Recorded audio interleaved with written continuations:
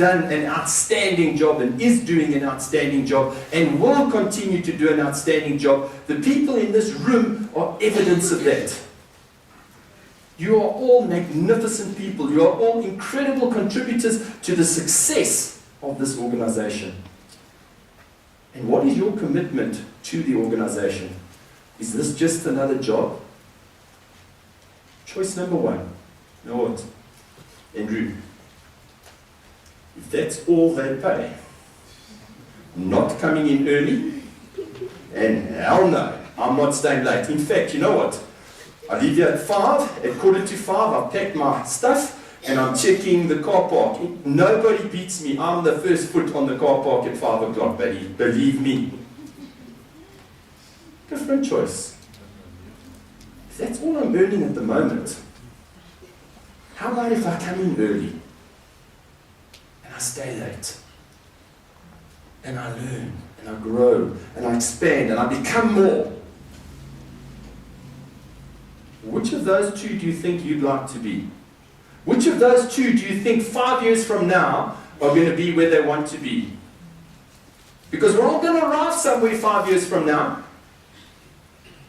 My question to you is, where? Are you designing that? Are you choosing that future? Or are you like a paper cup in a car park, just blowing from side to side, at the whim of the wind? Where's the wind going to let me blend up? Am I going to be successful, or am I just going to be blowing around at someone else's whims? Am I going to have a definitive, concrete picture of where I want my life to go? Who's it up to? Who is the person that's going to make the difference in your life? Certainly not Imran. There's only one person that's going to make a real difference in your life. It's that person that wakes up and stares at you in the mirror in the morning. Yes, some of us more beautiful than others, but you know what? I was just thinking the other day, God is so kind. As we get older and more sort of, the wrinkles and, your wife should be looking at you and going, you know what, you look like you need a good ironing.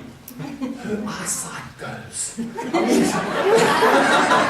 It is so brilliant. You know what I'm saying? I'll wait until my wife's taken her contacts out. I come to bed and she looks at me and she goes, oh, you gorgeous man. I go, so there's always a plan. There's always a plan. Does anybody know what this is? If I had to ask you, where's the oak tree? Where would you say it is? If I had to cut this acorn open, would you see an oak tree? Would you see 2 seeds? So what's in this acorn? Inside that acorn is the potential to grow and become the most magnificent, huge oak tree. How big do you think that oak tree grows? It stops. How many of you seen an oak tree grow this high and it stops?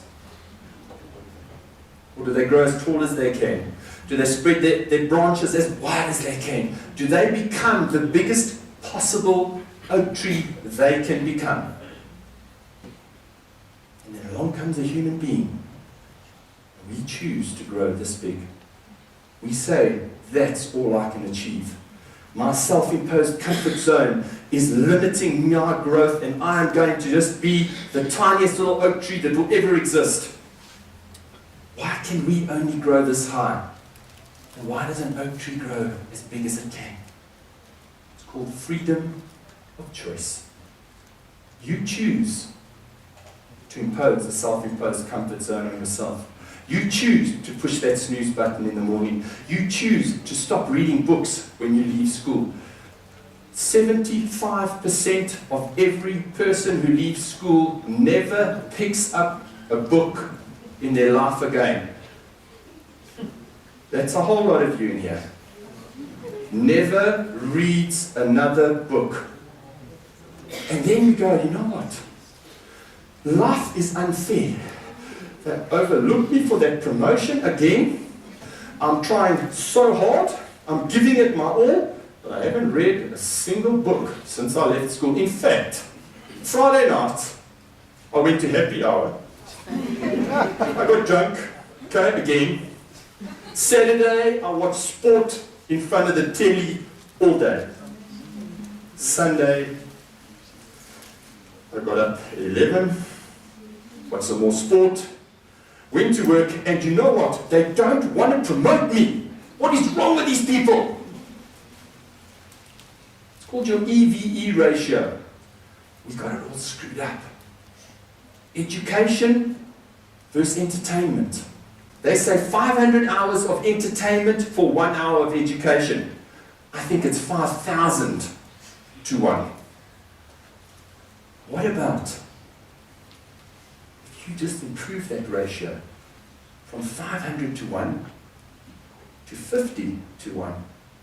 So instead of going to happy hour on the Friday night and going and having a happy time all night, cut it back a little. And instead of sleeping in on a Sunday till 11, maybe get up and put in 2 hours of developmental stuff. On a Saturday, maybe find an hour or two to do that developmental stuff, that growth work that you can do. It's not a shortage of time we have, it's a shortage of use of that available time. So how are you using your available time? Are you off to happy hour? Do you sit watching, vegetating in front of the TV every night? Or do you take 1 hour out of your TV schedule and invest it into you? How about driving around in your car? Your mobile university. Have you got any idea how much time we spend in our cars every year?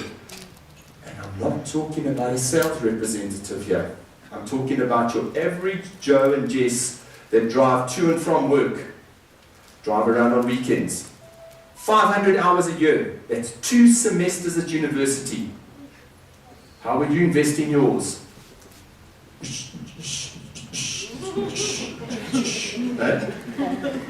You can see how that's developing you, hey? Or even better, listening to the news. Good morning, everybody. You're welcome to the 8 o'clock news. I'd like to just share with you and let you know that unfortunately, Justin Bieber was found alive in Sudan last night. all super great developmental stuff, isn't it? Or inspirational CD, educational CD.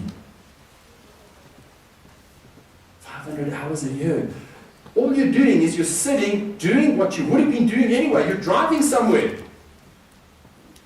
And what I said earlier, small shifts, huge improvements.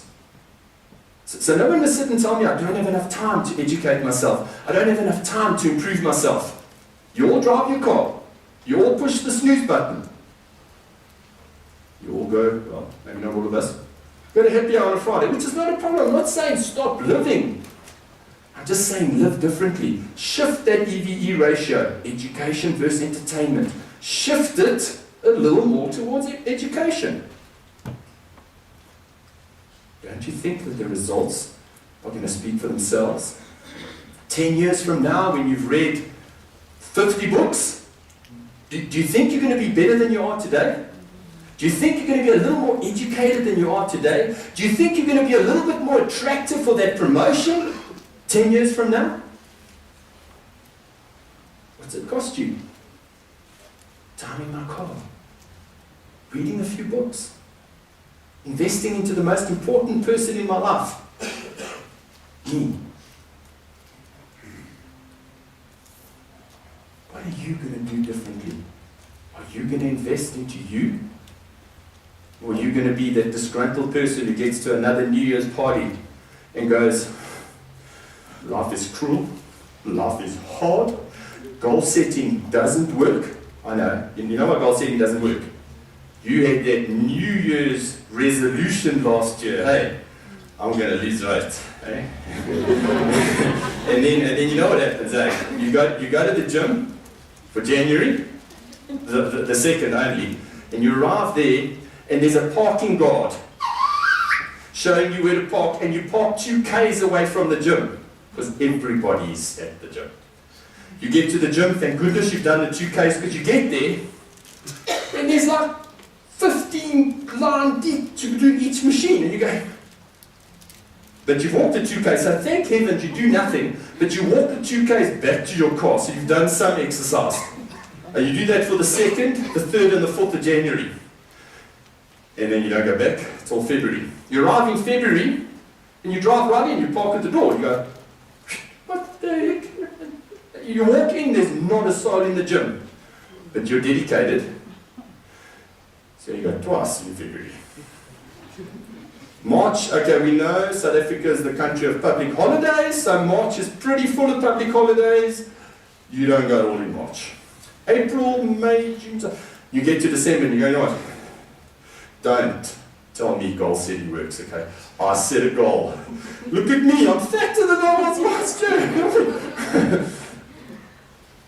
You think that's how it works? Is that how you're going to do it in the future? Are you going to have awareness now? Are you going to do things differently?